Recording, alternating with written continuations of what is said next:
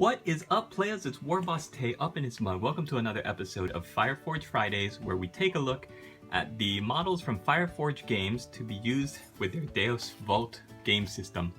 If you are interested in these figures and would like to learn more, check out fireforge-games.com.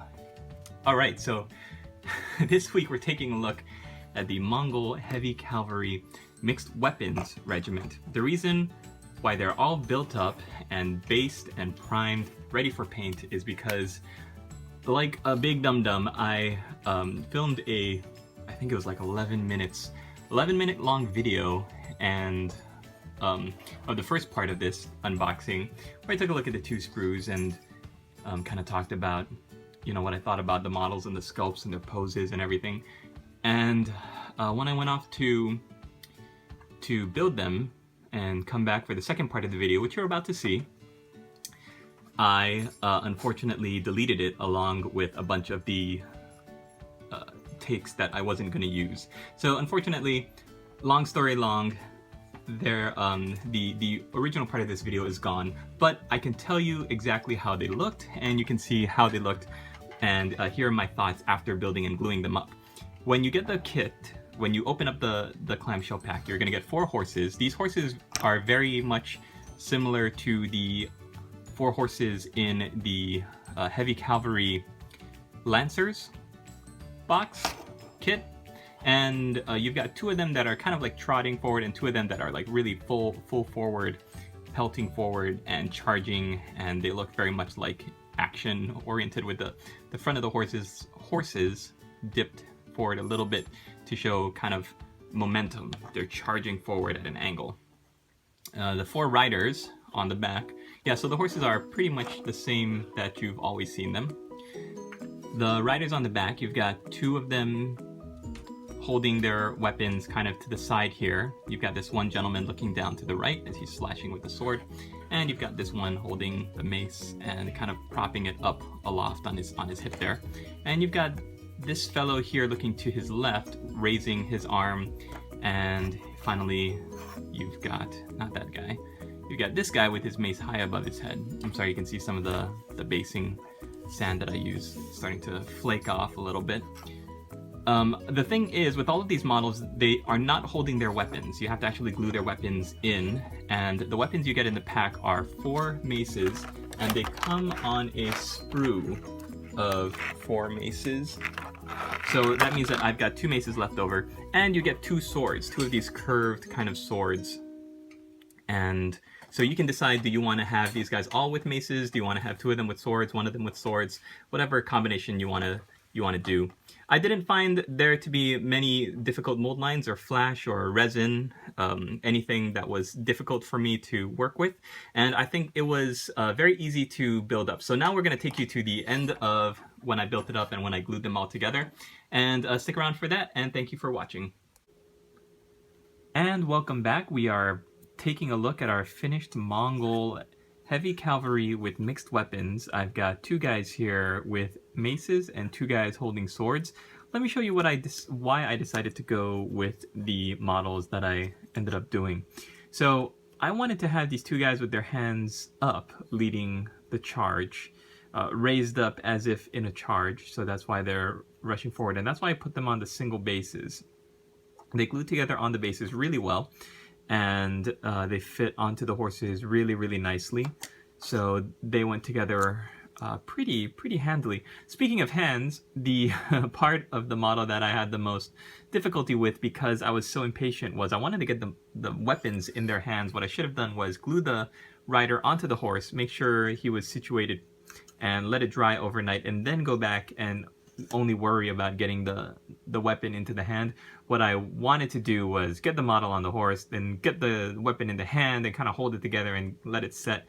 And I ended up getting a lot of unnecessary super glue on my hands. So have patience, young grasshopper. One thing at a time.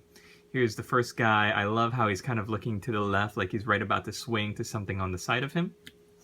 And here's the other guy raising his mace forward as he's rushing forward, and just really focused on whatever's right in front of him with that really great, intense expression. Look at that. That is really nice I think for a model sculpt, for an expression, the way his brow is turned down and just the scowl on his face, the way the face is sculpted, really, really nice.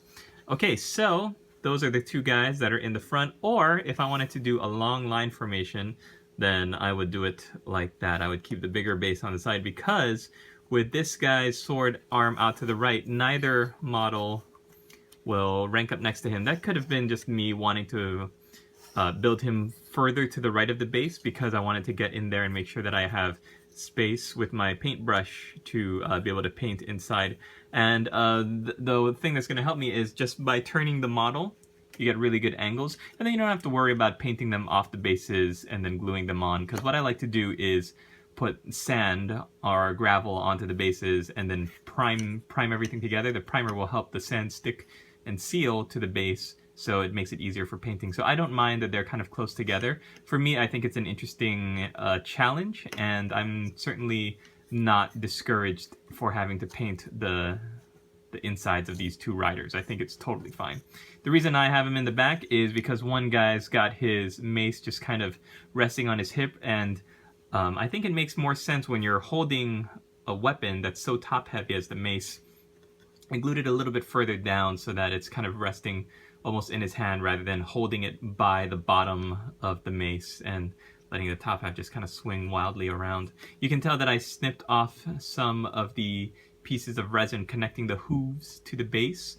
That's just to give a little bit more realistic look to the horses and free up their legs for movement. Always be careful that you don't just clip willy-nilly and put too much force or pressure behind your hobby clippers, or else you might end up breaking the leg further up the sculpt. Nobody wants that. Again, same problem. I glued the models onto the riders onto the horses and didn't wait for them to dry before trying to get the sword into this guy's hand and the mace into this guy's hand. The unfortunate thing with that is because he's got his arm held downward, holding the sword in place while it dried was just not good. So if you are as impatient as I was, I would suggest getting some hobby putty or some green stuff and just putting a little bit inside the hands so that you can really press the weapon into the hand and then put the super glue around it so it'll glue around the putty or whatever material you're going to use.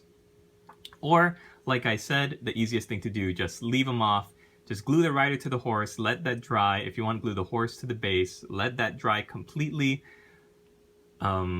Go and watch some interesting documentaries on Netflix or something and come back in the morning and then glue the models to the hands. I kind of positioned the sword so he's kind of doing like a downward chop with it down into the side, so the blade is kind of angled like that rather than angled straight up and down. I think that creates more of a sense of movement, that he's either deflecting or blocking somebody who's attacking up at him, or he's just chopping at someone's head to lop it off as they charge through their ranks.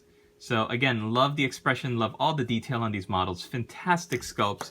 You guys, seriously, if you are interested in historical 28mm figures in resin, especially if you're looking for something different, or if you have an interest in the Mongol Empire and these models and their aesthetics, which I definitely think they're really, really cool and they look really characterful.